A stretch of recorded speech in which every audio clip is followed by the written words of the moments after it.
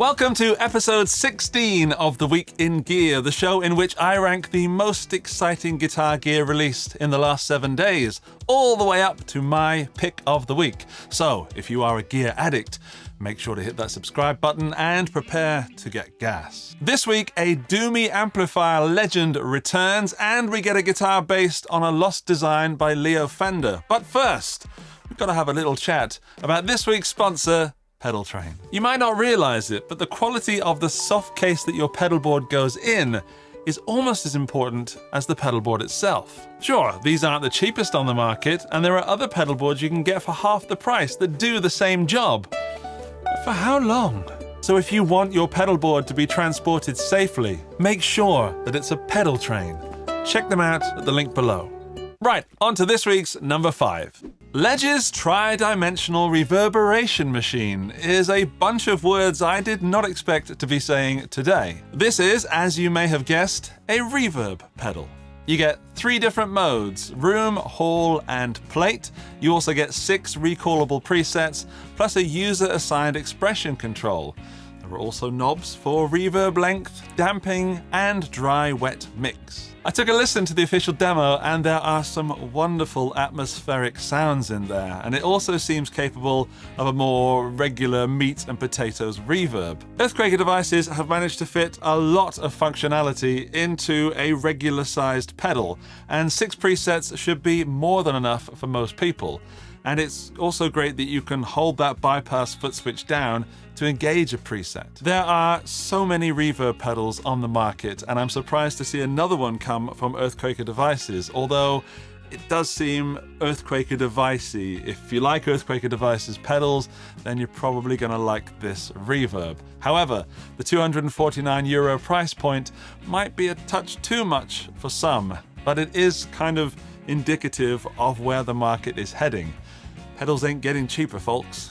Up next is an AmpSim plugin from Blackstar? Based on the St. James amps, one of which I have right here, Blackstar are hoping to get a bit of that virtual guitar sounds market.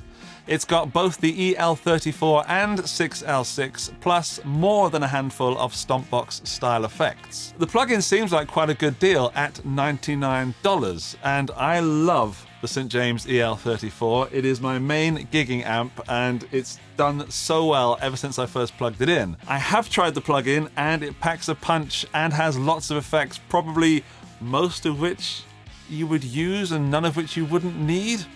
Yeah, it's got a lot of stuff that's very useful. The St. James plugin is certainly more lively sounding than the built-in plugins in Logic, but I do wonder if Blackstar's name is strong enough to make you want to buy this. Well, you should, because we shouldn't be looking at names, we should be listening to sounds and thinking about touch response and all that. Anyway, if you want to buy it but aren't quite sure, there's a 14-day free trial available, and I'll put a link to that in the video description. Boss are on the list again with another new amp, and nope, it's not a new Katana. It's called the AC22LX, and it's for acoustic guitar players. The standout feature of this 10-watt amp seems to be the air feel, which claims to turn an acoustic guitar pickup into the sound of a mic'd-up acoustic with several popular mics and miking techniques available. The controls are really simple, and there's even a drum machine and a looper built in, which you can control with a foot switch. There's also an XLR mic option, and it can be powered by mains power or with batteries. It's got an aux in, and there's an optional Bluetooth and a stereo line out if you need to make it louder. Finally, it also has a USB socket for editing the amp's settings and for recording and live streaming. There's also a mobile app, but to use that, you'll need that optional Bluetooth. Now, the AC40 was on my gear bucket list for years, and I couldn't afford it. But now the AC22LX seems like a better option, and with inflation, it's probably cheaper than the AC40 was at that point. Don't quote me on that. Also, this doubles as an audio interface, so if you plug your acoustic guitar in, if it sounds good, you could get the sound of a mic'd up acoustic into your recording session. And if you want to play Wonderwall at the next jam session, this could be a great option. The AC22LX is coming in at just over €400, and there are links to prices in your region in the video description.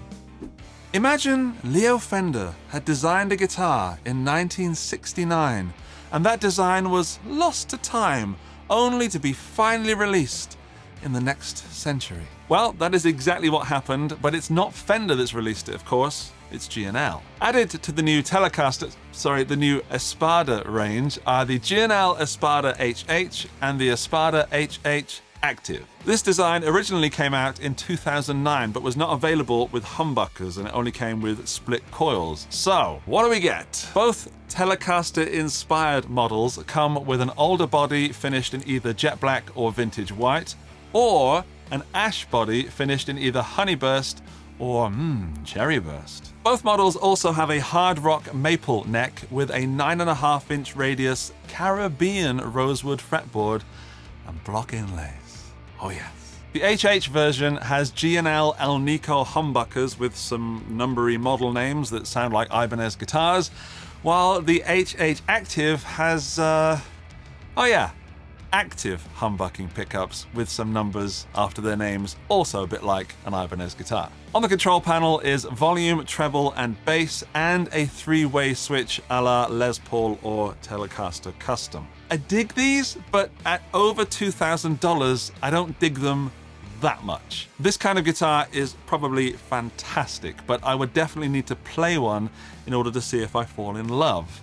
And I also wonder why Leo never put the guitar into production in 1969. And if you know the answer to that question, please let me know in the comments. Also, is it just me, or are these giving off an Ernie Ball kind of vibe?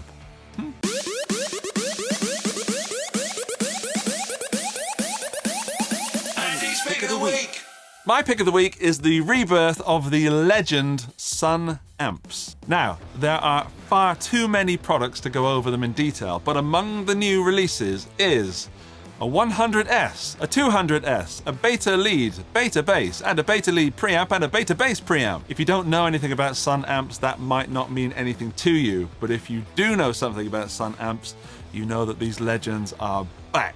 Cabs are also coming. There's a 2x12 and a 2x15 guitar and bass speaker, and a 1x12 and 2x12 full-range monitor speaker. There are also some full-range Class D amplifier powered monitor speakers in the shape of the Concert Lead 1 and the Concert Lead 2. These are particularly interesting and could enable modeler players to get a bit of Sunn cool on the stage. I've had a couple of Sunn amps in the past, being a Nirvana fan and now a Jimi Hendrix fan, and I didn't know what I had at the time, and I let them go for much less than they were probably worth.